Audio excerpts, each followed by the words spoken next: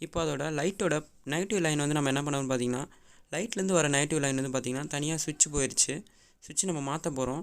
சுவிட்ச் நம்ம மாற்றிட்டு நெகட்டிவ் லைனில் வந்து நமக்கு ஃபியூஸ் கொடுத்துருக்காங்க. ஃபியூஸ்லேருந்து நமக்கு சுவிட்சுக்கு போகிற மாதிரி லைன் கொடுத்துருக்காங்க. லைட்டோட நெகட்டிவ் லைன் வந்து நம்ம சுவிட்சோட மைனஸில் சால்ட்ரிங் பண்ணிக்கலாம். அதோட இன்னொரு ப்ளஸ் வந்து பார்த்திங்கன்னா டைரக்ட் இன்புட்டில் நம்ம சால்ட்ரிங் பண்ணிக்கலாம்.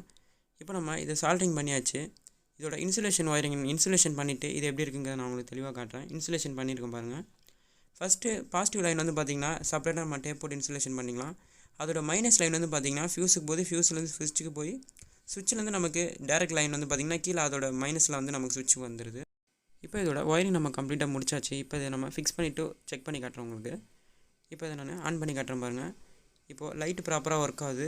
கன்னூர் நல்லா ஹீட் ஆகுது. க்ளூ வெளியே வருது. நான் செக் பண்ணி பார்த்துட்டேன். இதோட உங்களுக்கு பிடிச்சிருந்தா மறக்காம நம்ம சேனல் லைக் பண்ணி சப்போர்ட் பண்ணுங்கள்.